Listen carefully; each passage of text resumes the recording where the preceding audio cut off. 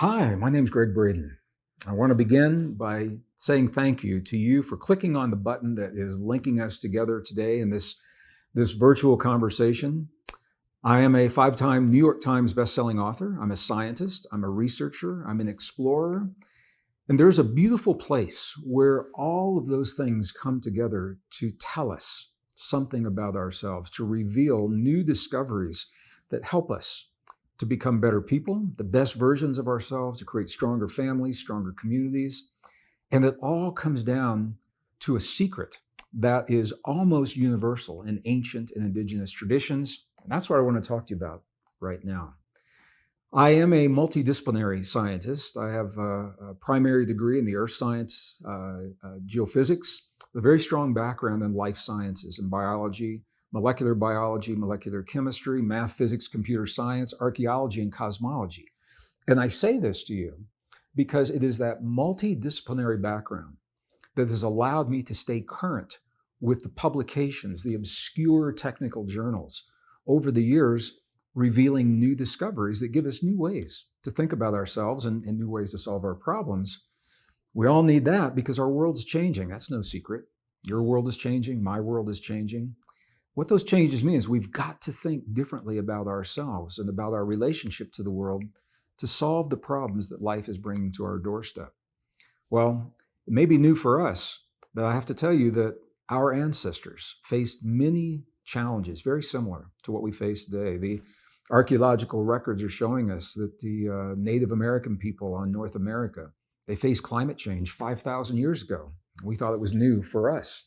They faced the drought, they faced the heat, the extremes, they faced social unrest, social pressure, and war from other tribes, and they had to come to terms with what these changes meant in their lives.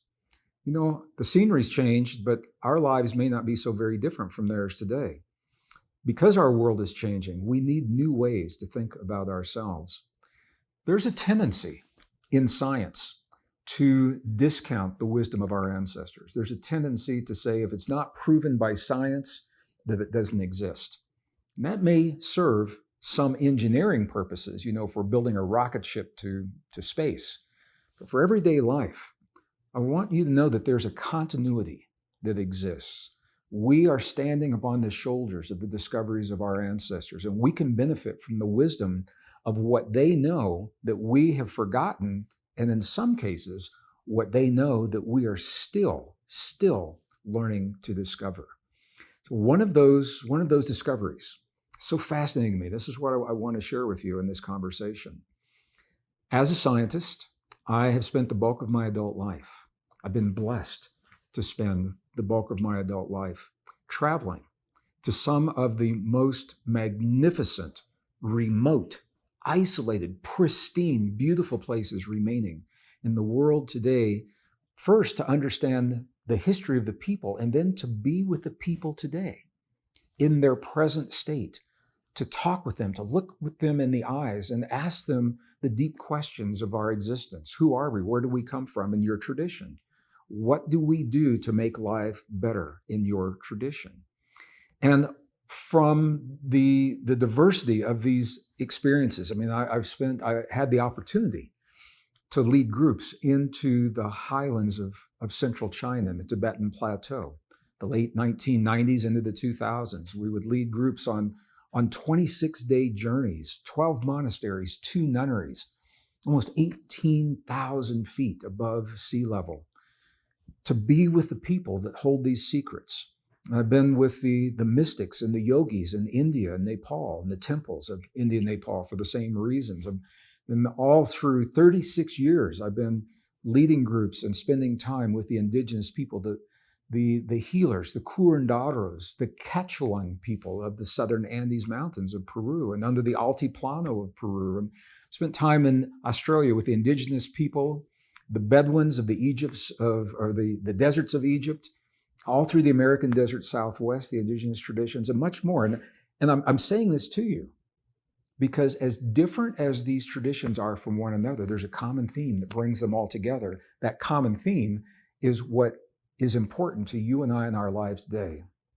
The common theme is this: in times of difficulty, These ancient traditions, these people have always turned to words in times of need for comfort, for strength, for protection, to help them come to terms with the change in our lives. They've always used words to help them in difficult times, and not just any words. And this is the thing. I've been with these people when they had revolutions in their country, when there have been massacres in their country. I've been with them during war. I've been with them when their children have died and when their parents have died. And it's these very intimate, very real human experiences. This is where you get to know someone. You get to know who they are in the rawness of their life challenges and how they respond to those life challenges. So in the presence of these challenges, the words that they have turned to are very precise. They don't use random words like, oh God, help me get through this. They're very precise words that they use.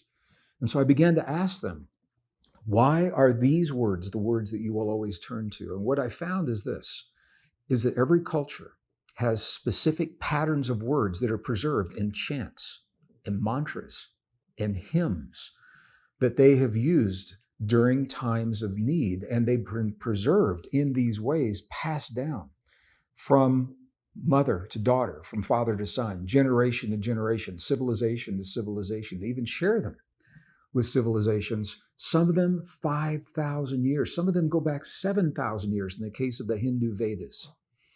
So my dream has been to categorize, to catalog these words, these very, very powerful word codes that are called wisdom codes, to bring them together from these many different and diverse traditions and catalog them according to use. Some of them fall under the category of fear. What words have ancestors of ours always used to help them transcend the fear that comes up in their lives? A lot of different kinds of fears. Sometimes we fear things that we can see immediately, we know how to remedy. A lot of times we fear things that we cannot see. Those are the ones that are not so easy to deal with, because in order to transcend the fear, something has to change within us.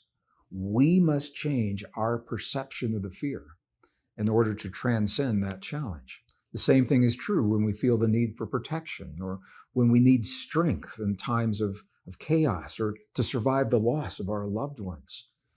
These are universal experiences. Every human tradition has had them. So I've had the opportunity to do just that. I've collected for over 40 years.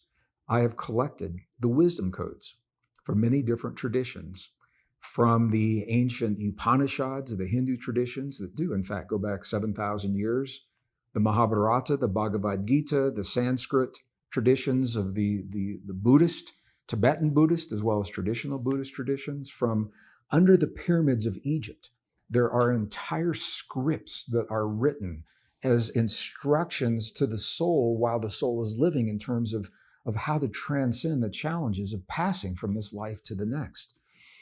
We find these word codes in the Gnostic traditions, in the Christian traditions. We find them in the Essene traditions, 500 years before the time of Jesus.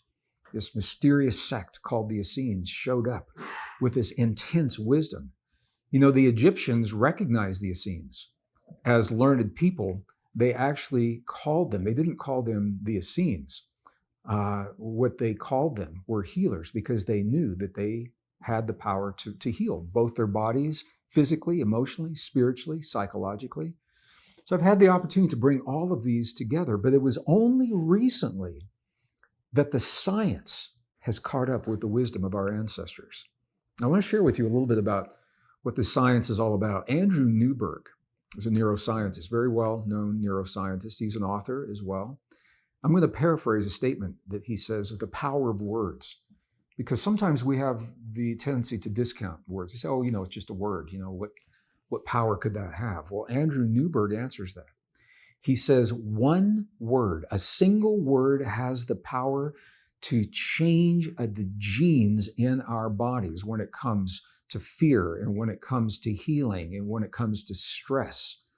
A single word has the power to change those genes. If a single word has the power to change the genes inside of our DNA, literally, this isn't a metaphor, to upregulate the genes for more health, more healing, more regeneration, more rejuvenation, or the opposite of all that, the single word can downregulate those genes depending on what that word is. If one word can do that, then what do these patterns of words do? What power do they have in our lives? And how have these ancient word codes helped our ancestors in the past? One of the reasons they have been preserved for thousands of years is simple. It's because they work.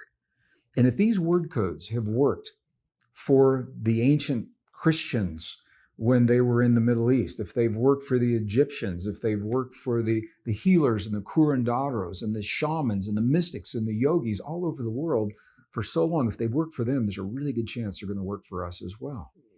Now, I know this is a very different way of thinking for many of us because we live in a modern world. We live in a modern world where our traditions are based upon science. Well, I want to say to you that science, first of all, it's a relatively new way of thinking. Science is only about 300 years old. We say that science began approximately 300 years ago when Isaac Newton formalized the laws of physics. So for 300 years, we've used science to help us interpret our world. And if science failed in doing that, we have discounted the phenomenon. We have said, if you can't see it, you can't measure it, then it doesn't exist, it's not real. Well, that thinking has eliminated an entire dimension of experience, the spiritual experience, the experience of consciousness that physics is dealing with, or struggling with right now. Physics is having a hard time unifying the laws of physics into a single eloquent equation, into a single story, because they have omitted the fundamental factor of consciousness as a force in the universe. They're beginning to come to terms with that, of course, and all that's changing. So I'm saying this to you to acknowledge that what I am sharing, I know it's a very, very different way of thinking, but I got to tell you, it works. I'm going to share some examples with you. I use this stuff in my personal life because we're all going through difficult times right now. We're all dealing with loss. We're dealing with the loss of loved ones. We're dealing with the loss of ways of life. Entire ways of life now have changed. We're dealing with a world that is changing faster than we can document it in our classrooms and our textbooks. And there's a new world that's emerging, but it's not quite here yet. So we are this very special generation. You are part of a very special generation that is living in the in-between time. You're living in a world where the familiar things of the past are disappearing. A new world is in front of us. It's emerging, but it's not quite here yet. And you are living with a foot in both of those worlds, and you're doing your very best. I know you are, to raise your family, to have a job, to stay healthy, to have some kind of an intimate relationship with another human, all without being lost in the fear of the uncertainty of what comes next. It's where these wisdom codes are so powerful. Because the human experiences you and I are having now, it might be new to us, they're not new to the world. What scientists like Andrew Newberg are saying to us is that when we shift our perceptions and when we shift the words that we use to describe our experiences, we're literally changing the physiology of our beings. And I think you're familiar with the term plasticity. We hear this a lot with brain tissue, with neuroplasticity, the ability to shift and adapt neurons. Well, that principle, it goes beyond the brain. It now applies to our entire body. Bioplasticity, the ability to shift every organ, every system in the body. Genetic plasticity, the ability to literally shift the DNA and the expression of the genes within the DNA. It all comes down to something called epigenetics. Epigenetics is a relatively new science that says that our bodies, our systems, our DNA, our genes change in response to the environment that they find themselves in. The environment can mean a lot of things. It can be the physical environment, hot, cold, wet, dry. It can be a nutritional environment. How do we nourish our bodies? It can be a supplement environment. What kind of supplements do you take? All those are important. What the science is showing is that the most powerful environment, the environment that has the greatest influence over our very being, the essence, the blueprint of our being, it's not about the weather, it's not about the temperature or about nutrition, it's the emotional environment. It's how you feel about your world and what's happening in your world. Do you feel safe? Do you feel threatened? Do you feel a sense of well-being? Do you feel anxious? And all of the variations of that. So the word codes of our ancestors were designed without the science. I'm not saying they were scientists, they didn't know maybe the mechanism, but they definitely understood the result, they understood the impact, they understood the application of how we use these patterns of words in our lives to shift our perspective, to change the way we interpret what the world is bringing to us. You can't always change the world, but you can always determine your response to what the world is showing you. That's the power, your unique power. And I want to look you right in the eye and I want to say this.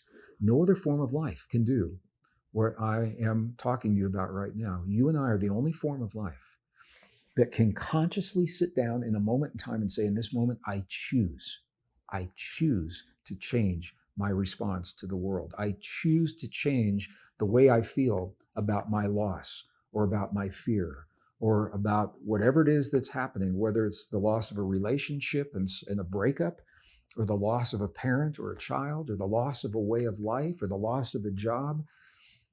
Regardless of how that's happening, you're the only form of life that has the ability to choose. The word codes will help you to do that. And they have worked for thousands of years for our ancestors. I'm going to give you an example here in just a moment. But what I want to say, I want you to understand the mechanism, because there's something real happening here. This is based upon rock solid science. It's based upon science that rarely is shared in the mainstream. You won't see this stuff in mainstream textbooks, mainstream classrooms, mainstream documentaries, typically on the cable network channels. They're not showing this stuff. And I think a lot of the reason, number one, it's new. Number two, the discoveries are made in different fields of science, and science is compartmentalized.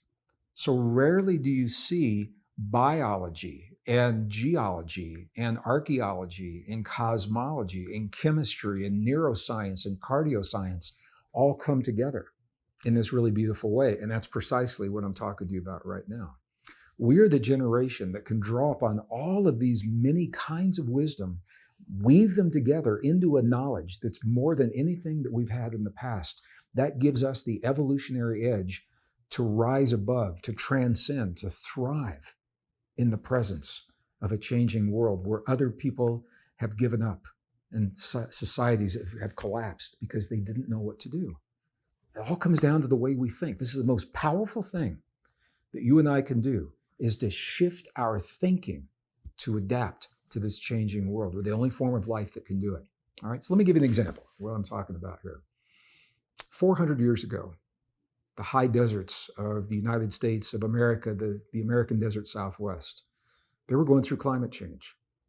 There was a drought. It hadn't rained for a long period of time. Crops died. Animals died because there was no crop to feed the animals. People were starving. Tribes were competing with one another for what little food and little water there was. Can you imagine the stress? They didn't have the internet. They didn't have all the luxuries we have today, but they had to deal with those same problems. Well, 400 years ago, the ancient Navajo is the term that's given to the indigenous people of the Four Corners area of the United States. There is a place where 4 states touch. It is Colorado, Utah, Arizona, and New Mexico. And I'm coming to you today from Santa Fe, New Mexico. So I am 25% of the Four Corners area. The Navajo called themselves a Diné. So this is the ancient Diné people. They had to come to terms with the suffering. They had to find a way to turn their internal pain into something in their world that would help them and their children survive. And they did it through a prayer, such a powerful prayer that I'm going to share with you right now. It's called the Navajo Prayer of Beauty, or the Beauty Prayer. Sometimes it's called the Beauty Way. Now, the prayer in its entirety, used formally in ceremonies, it's a long prayer. It's very lengthy. There's an abbreviated informal version that was shared years ago by a native Navajo artist. He's a fine artist. His name is Shanto Bigay. And Shanto Bigay describes only 3 phrases of this powerful beauty prayer. I use this almost every day of my life, at least once in my life, because beauty plays such a powerful role in my personal life. You know, when we think about beauty, we often think of it as this aesthetic. So we look at something, a piece of art or sculpture, or mountains or the trees, we say, oh, that's beautiful. I'm looking out the window at the beautiful mountains here in Santa Fe right now. They're beautiful. The Navajo took this one step further. They embraced beauty as a force of nature, literally a force of nature, just the way physicists today describe 4 fundamental forces. They say gravity is a force of nature, the electromagnetic field is a force of nature, the strong and the weak, nuclear force, those are forces of nature. The Navajo agree, and they say, by the way, there is a 5th force. It is the force of beauty. Now, I'm just going to admit right now, I know this is very different to think of beauty as a fundamental force. But I also want you to know that you and I are changed in the presence of beauty. When we perceive beauty, there's a shift in the chemistry of our bodies. That shift sets into motion a cascade of events that create neuroplasticity, bioplasticity, genetic plasticity. And it gives us strength. It gives us power to transcend what we see in our lives. The beauty prayer is designed to do just that. So the abbreviated version, let me give you the 3 lines, then we'll break it down in terms of what each line means. The 3 lines of the beauty prayer simply state, the beauty that I live with, the beauty that I live by, the beauty upon which I base my life. The beauty that I live with, the beauty that I live by, the beauty upon which I base my life. And what does that mean? The first statement is so powerful. The beauty I live with, what it says to us is that we do not have to create beauty to experience it. The beauty already exists. Our job is to seek it out. Our job is to find it. Now, it's not saying that everything that happens in the world necessarily is beautiful. Because honestly, you and I know that's not true. Not everything that happens is beautiful. However, it's saying that somewhere we can find beauty in everything that happens. Let me give you an example of this. And Mother Teresa is the example that always comes to mind for me. I have so much respect for Mother Teresa and her mission with the Sisters of Charity, a hospice organization based originally in Calcutta that would go into the streets of Calcutta before dawn every day, and they would find the people that had been cast out by their families because of their disease. They're called untouchables. And they were cast out into the streets to die. And Mother Teresa and her Sisters of Charity, they would find these people. They would pick them up, take them back to the hospice. They would bathe them and dress them in white gowns so that they were clean and had dignity in the last moments or hours of their lives. No matter how much longer they were in this world, they were clean and they had white garments to honor them as they made the transition from this world to the next. What a powerful thing. Well, Mother Teresa would say in those streets of Calcutta, they were filthy streets amongst the filth and the dung, the cow dung, and the stench and the garbage and the carcasses of other animals that were out there. She would see a flower growing in the cow dung. And she'd say, in that flower, I see beauty in the streets of Calcutta. It was already there. She had to allow for its possibility. When we live our lives with the expectation that beauty already exists everywhere, we are changed in the presence of that beauty. That's the first statement. The beauty I live with. The beauty that I live by is the next statement. And it simply is an invitation for us to allow beauty to play a role in our lives beyond being an aesthetic, to allow beauty to become a force in our lives. Once again, when we allow for that potential, when we expect beauty somewhere in all things, we begin to see the world very differently. The third statement says that, the beauty upon which I base my life. It is the invitation for beauty to become a foundation, a cornerstone, not on the back burner, not something casual that we embrace on occasion, but to recognize that beauty literally is a force in all things and to allow that force to play a powerful role in our lives. I want to tell you from my own personal experience, when you accept beauty into your life in this way, you are changed. You're changed as a person. I'll just be honest. I was, in the interest of time, I was not going to share this, and I will. Many of you know I worked in the corporations as a scientist. I worked in the universities as a scientist.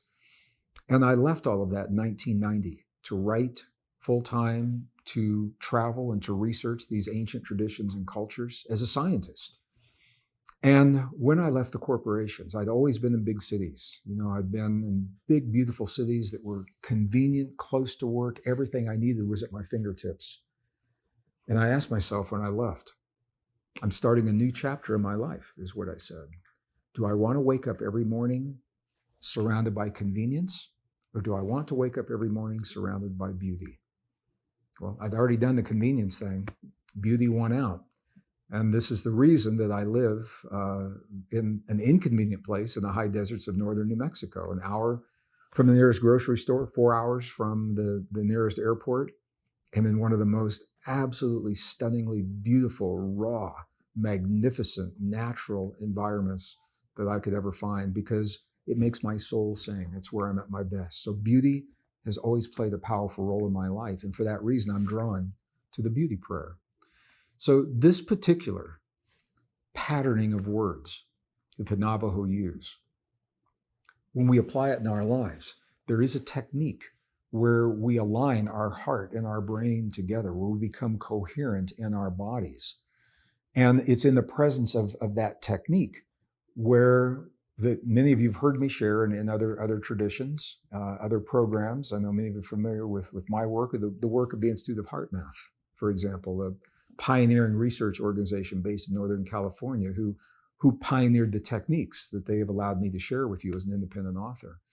It's in the presence of heart-brain coherence when we drop these word codes into our physiology in the presence of coherence. This is where they are most potent, where they have the deepest effect. And the reason is very, very interesting. The reason is because heart-brain coherence opens the door to a direct link with the subconscious mind. It's a hotline. It's like picking up that red telephone on the president's desk and calling another president. It's you picking up your heart phone and calling your subconscious. If you want to bring about meaningful change in the patterns of your life, you've got to access the subconscious mind. Some people have used hypnosis to do that. You can do that, but you don't have to do that. Maybe you're not around anyone that can help you with hypnosis, and you don't need to be. Because when you create that heart-brain coherence, you open the direct door to the subconscious mind. And when your subconscious begins to perceive the power of beauty differently, you are changed. Your body chemistry changes. Your neurons begin to wire and fire to reflect that perception. Your immune system is enhanced. Your longevity enzymes are awakened. You create more resilience to life, and you increase heart rate variability just from the experience that I'm talking about right now. And this is only one experience of one wisdom code. Okay, and this wisdom code is from the Dine, the Navajo traditions. The wisdom codes, once I began to understand this, I began to go back and look and say, how many other codes are there from other traditions? And this is the result of what I have now grown to call the Wisdom Codes collection. It is the collection of the Sanskrit and the Upanishads and the Hindu and all these different traditions and the wisdom codes that have worked for them in their lifetime. So I wanted to share this with you today because I want you to have this kind of information. I want you to have this to apply in your life. You have everything you need right now. If you never see me again, you have a very powerful wisdom code based upon the beauty prayer of the ancient Dine people that you can apply in your life.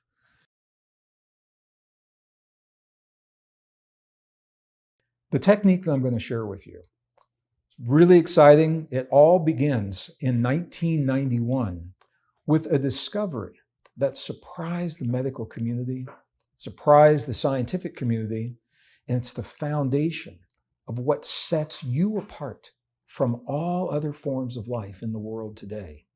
1991, there was the discovery of about 40,000 specialized cells in the human heart.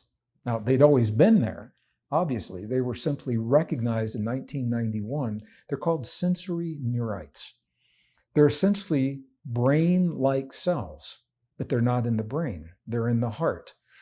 And they function in the heart very similar to the way that these neurons function in the brain itself. Now, on your screen, what you're seeing right now, two things. I want you to see on the right-hand side of your screen, you're actually looking at the neurons. This is what they look like. And I put these here because I want you to see that this is real. This isn't a metaphor. It's not make-believe. It's not, new thought thinking. This is rock-solid science that simply is not being shared in the mainstream. You're not going to see this in mainstream classrooms, textbooks, mainstream documentaries, because it takes time for the discoveries to trickle down into the mainstream. Yet we can use these discoveries right now in our lives for the reasons that we're talking about now, to help empower us. The better you know yourself, the better equipped you are to deal with change in your life. And this is a key component of empowering yourself in the change.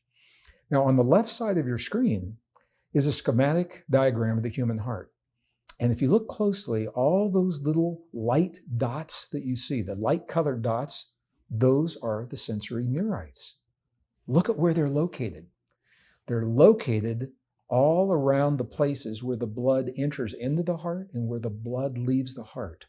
The arteries and the valves all are regulated.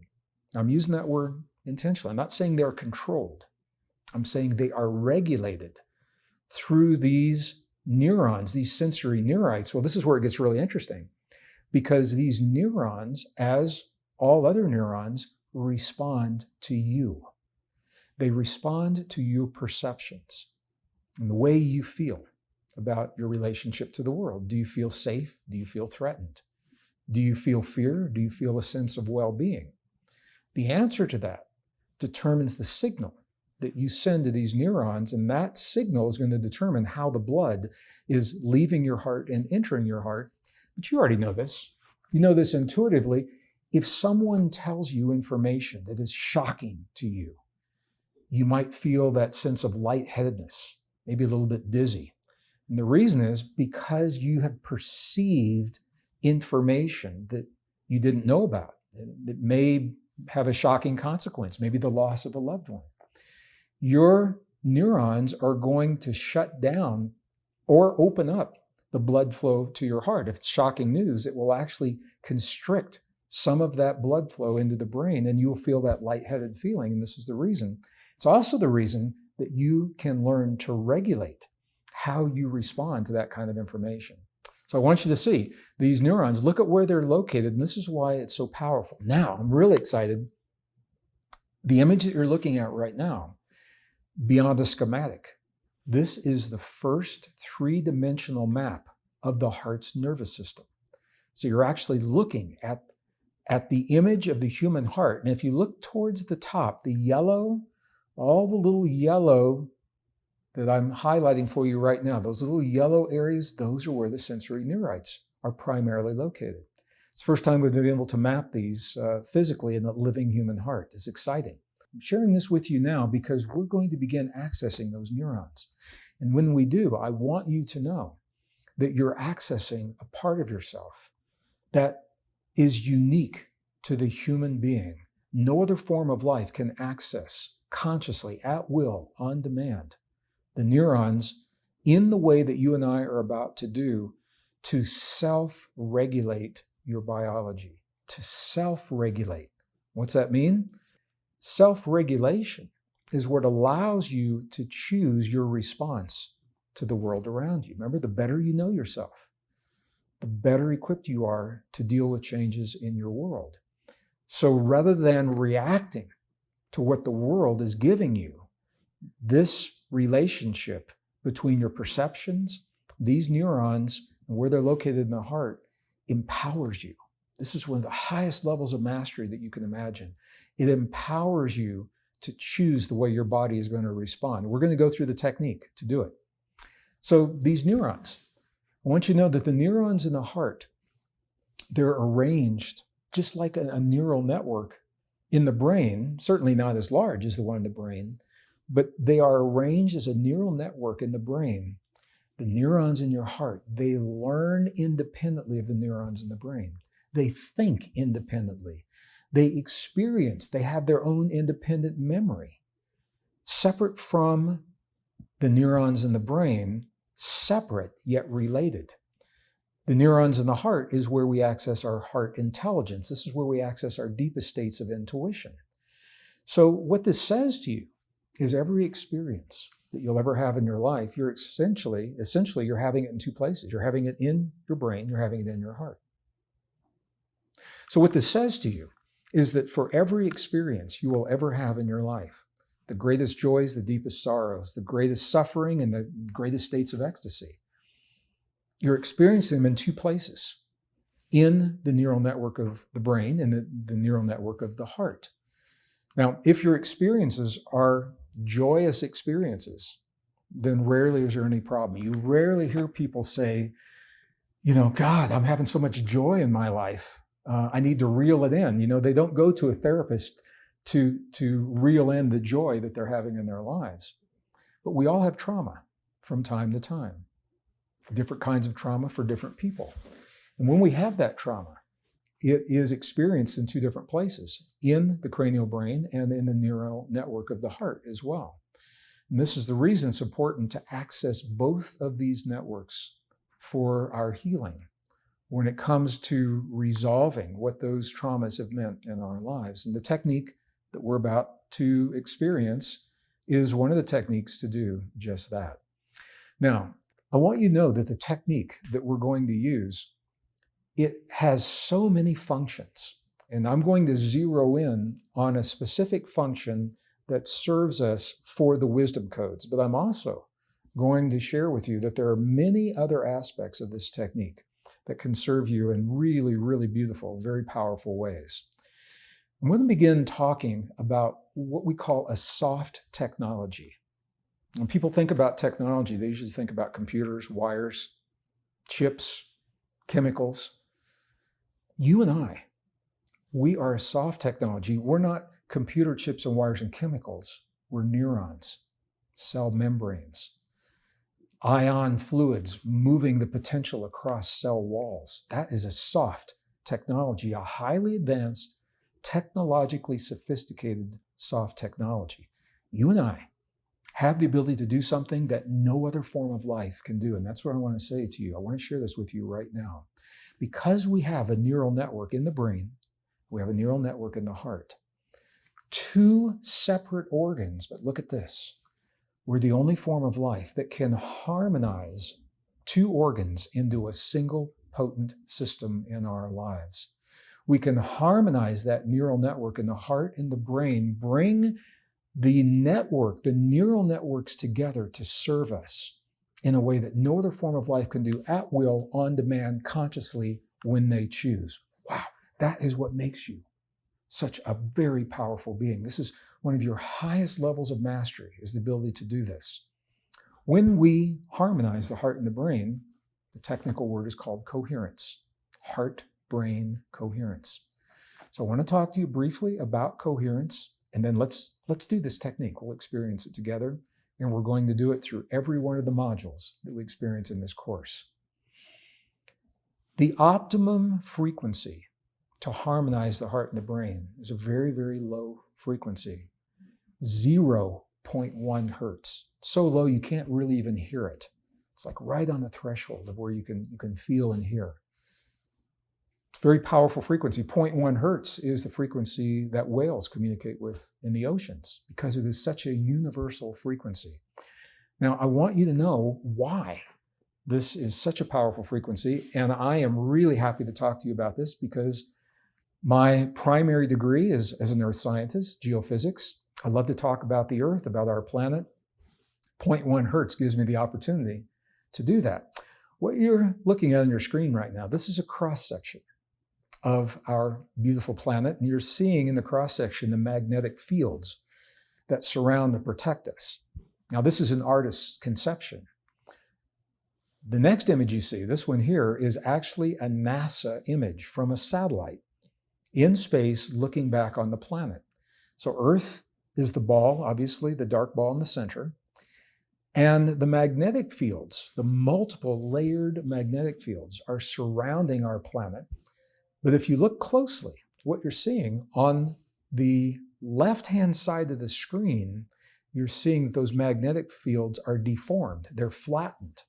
And the reason is because the sun, the energy from the sun is coming from the left-hand side of your screen, 93 million miles across space. The energy from the sun, the solar wind, the plasma, is pushing against those magnetic fields. It's deforming those magnetic fields as they protect us and our planet. It is also doing something else.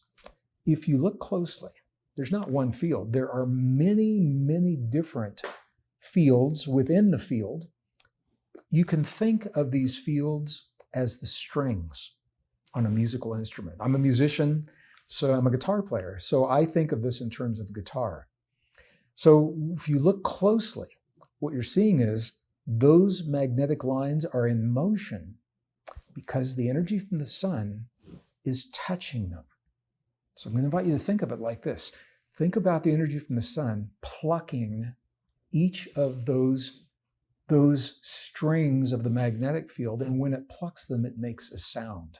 And I have that sound for you. I want to share this with you because we now have the ability to listen to what the magnetic fields of our planet or any planet sound like. It may surprise you. A lot of people, when they think about the magnetic fields, they think it's going to be like this angelic, very high-pitched, soft sound. That's not what this is. It is a deep, resonant, intense sound. I want to play this for you because I want you to listen. It is sounds within sounds, harmonics that are happening, and then we'll talk about that in just a little bit. So the next image, this is what this sound actually sounds like. I want you to hear this, and I'm going to bring it up for you gradually.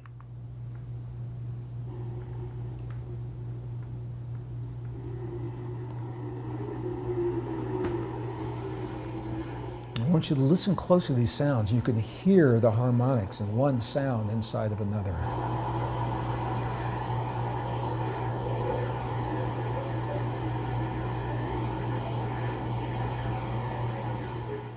Pretty amazing, huh? So what this says to us is that these fields, and once again, I want you to know this is real. You are actually tapping into these fields in a very profound way. And that's the next thing I want to share with you before we have the actual technique and the experience. I don't want this to be technical, but I want you to see the chart you're seeing. It's called Earth's Magnetic Field Line Resonance Frequencies. All I want you to know is this. Look at the first spike you see on that chart. And if you look at the axis on the bottom, it's not 0 and it's not 0.2. Guess where that spike is. Just take a wild guess. Where do you think that spike is? If you guess 0.1, you're right on.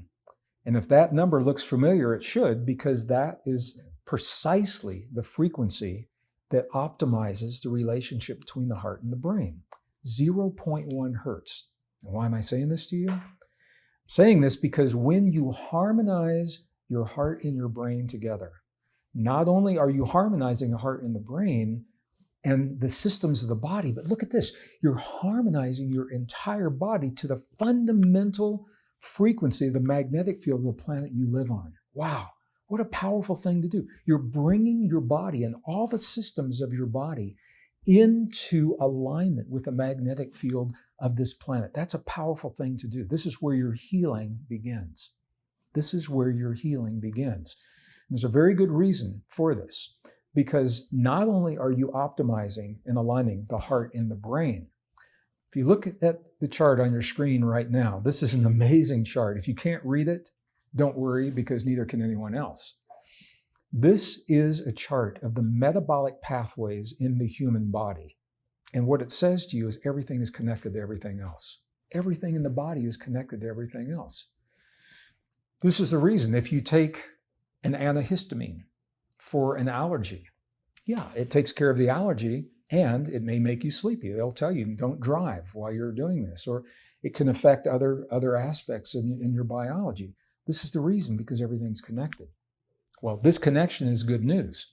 because what it means is when you harmonize the heart and the brain, that harmony is not limited to the heart and the brain. This chart tells you.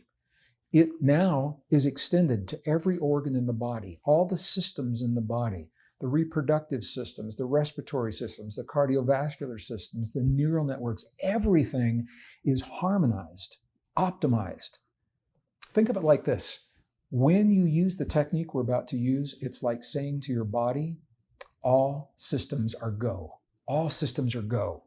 So now that we understand the power of coherence within our bodies and that we have the ability to create coherence between our heart and our brains, the harmony between the heart and the brain and the entire body, all the systems in the body, let's do it. Let's do this technique. This is my favorite slide. I'm going to play just a little music in the background just to average out any other sounds that might be happening around us.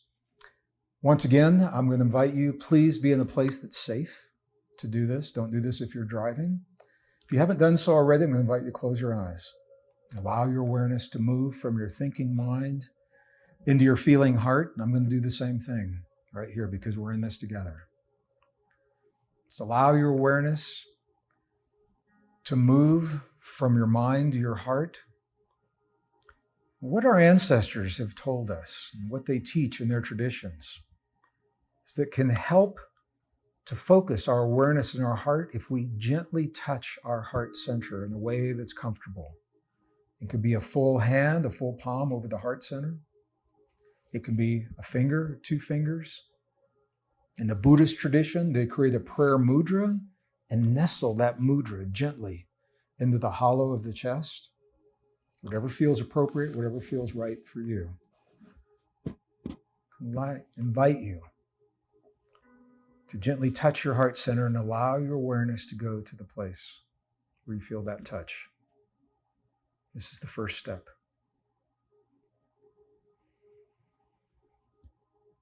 In the second step, I'm going to invite you to slow your breathing, just a little bit slower than you would typically breathe.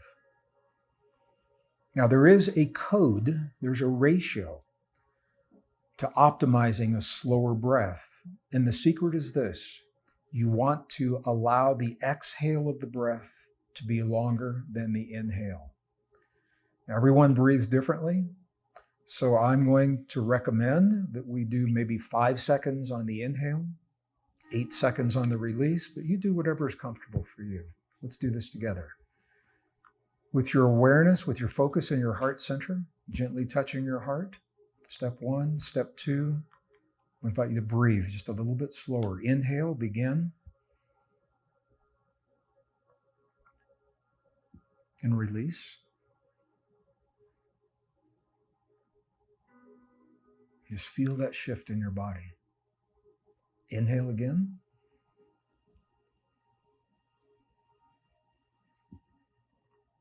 And release.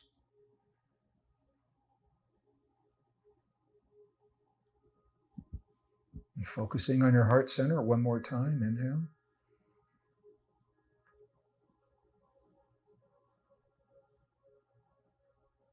And release.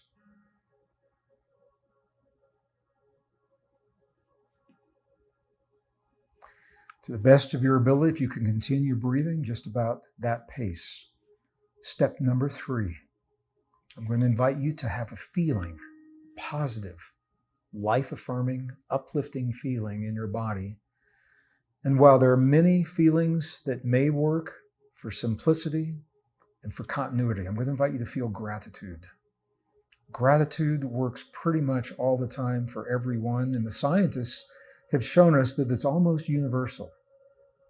When we feel that gratitude and we say, thank you for the good things in my life, for my family, for my community, for my health, for my healing. That feeling is what triggers the coherence between the heart and the brain. So while you focus on your heart and continue a slow breath, to the best of your ability, feel that feeling of gratitude. And I'm going to do the same right now.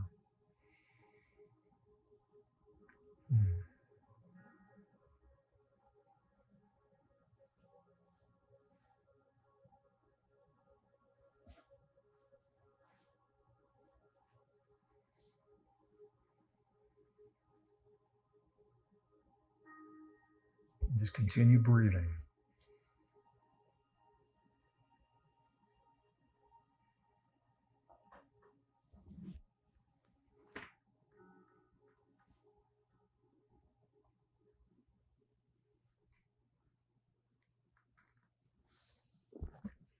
With one more breath, I'm going to invite you to inhale. And as you release that breath, gently begin to open your eyes, become present in the place that you've created for yourself.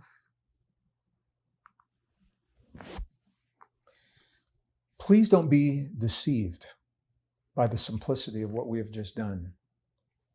What the science shows us is that these 3 simple steps have been refined from thousands of years of experience, of human experience, learning how to set this process in our bodies. From only 3 minutes of this technique, we reduce our cortisol levels, the stress hormones, about 23% in the body. We elevate DHEA, the precursor to all the hormones in our body, 100%, just from 3 minutes of doing what we're doing. And we optimize this relationship between the heart and the brain. This is the place where you want to now insert the word codes. And I also want you to know, of course, that I have developed content. I've developed a course, a 9-module course that explores 9 different wisdom codes. It explores where they come from, their origin, each code, the history of where it comes from, the science underlying the wisdom code, what it means, and perhaps most importantly, we apply it together in each module of this course, real time. You and I do this together. So if you're drawn to what I'm saying to you, if this resonates with you, I want you to know that there is more that you can go to.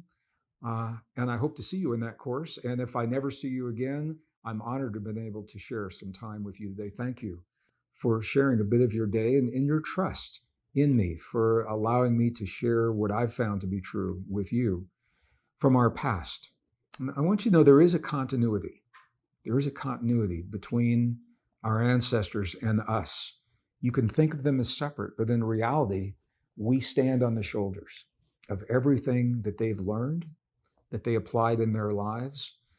And perhaps most importantly, while science may be only 300 years old, our ancestors' lineage goes back over 5,000 years in civilization. For 5,000 years, those who have come before us, they weren't trying to prove the relationships. What they were doing is exploring the applications.